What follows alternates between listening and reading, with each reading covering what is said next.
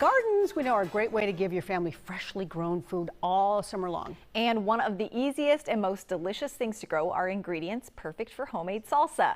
Garden guy Dale Kay is getting a little spicy this morning. He always is. He joins us live from St. Paul to talk about growing a salsa garden, and it is a stinker of a morning. Dale. Good morning, Shay. Yeah, you hit the nail on the head, stinker. And when I think of like really hot days, there's really one thing I love to incorporate or talk about, and that is, of course, fresh salsa, because when it heats up outside, there's nothing better than tucking into a little bit of fresh salsa, particularly when it comes from your own garden, and it is quite easy to do. You mentioned we're in St. Paul here this morning. We are actually at the Burrito Mercado. These guys are the authority on everything Mexican, everything Hispanic. They have 12 different types of salsas inside. Trust me, I'm going to go take a bath in every single one of them after the segment here. But to really learn how to kind of get all these ingredients together and what makes the best salsa, of course, I got my good friend here, Melissa from the Burrito Mercado. Tell me a little bit about kind of the basics. Firstly, I guess we got red and green, right? Yes. I mean, in essence, it's red and green because the base is the roma tomato or a grapevine. What did I say? Grapevine. How do you say with the tomato? That yes. Sorry, I didn't know I was going to have to be the garden guy this morning. I thought. What do you call the tomato that grows on the vine? So you have, and then of course the tomatillos. So that's our basics for starting out with the salsa. And from there are so many kinds of chiles.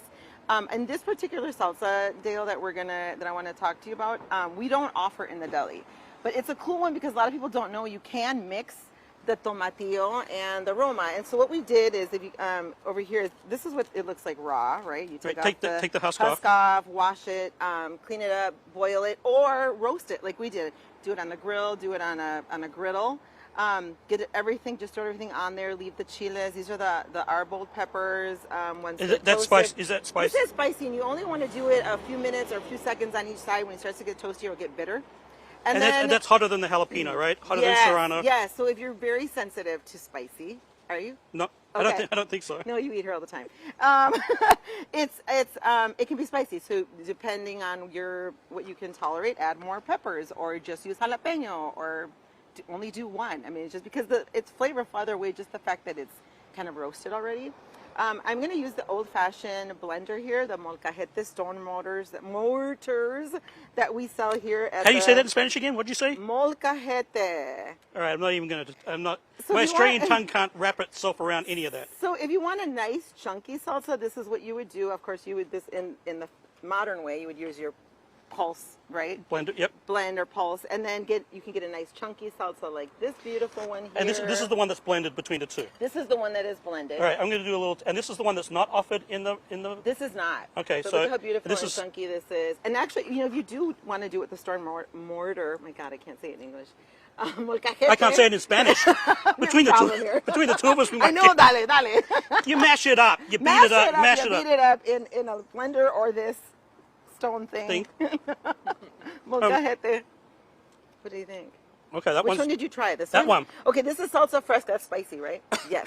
That's a lot of salsa. I warned you. It's a salsa arbol. And then this is the fresh salsa verde. Literally, it's the tomatillo, the jalapeño, the onion, all just blended.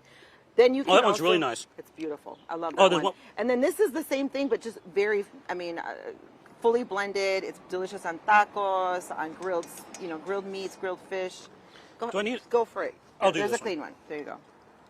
Yeah, that is wouldn't that be just delicious on grilled meats or grilled fish? I put that on cornflakes. Yeah. That's really good. That's a new one. So he's a true Mexican. You mentioned the char. Does that bring out flavor? Yeah, I think I love anything that's charred. I mean, vegetables, you grill them, I want my meat a little charred. Oh, it's really. This one was real. So that's the same as that. It's just pulsed up. Just all the way blended. Yeah. Okay, so the great thing about. Sorry, I didn't mean to cut you off, but the great thing about homemade salsas is that, of course, yes, you can grow them in your garden. Tomatillo and tomato, they're actually from the same family. They're from the nightshade family. The tomatillo itself. That's the one that had the green husk on it. That's actually indigenous to Mexico and Central America. The tomato, even a little bit further south into South America. And really a good tip is always to plant them deep. And like Melissa said, really kind of mix it up with all the different types of peppers, right? There's usually some onion, some garlic. There's some different things that you can play with. And come in, and there's so many different kinds of peppers. I'm here almost every day, and I would be happy to help. But between the dried peppers and the fresh peppers, you can get all kinds of flavor and levels of spiciness, just depending what you like. Okay, so we're out here on the patio at El Burrito Mercado. Like she said, she's here every day. I see her every day.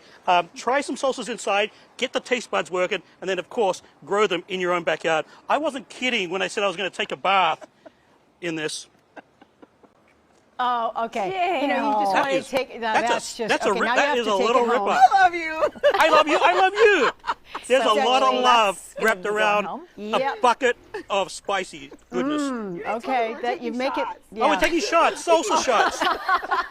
We're having a salsa chugging contest right now. Go, go, go, go. boy.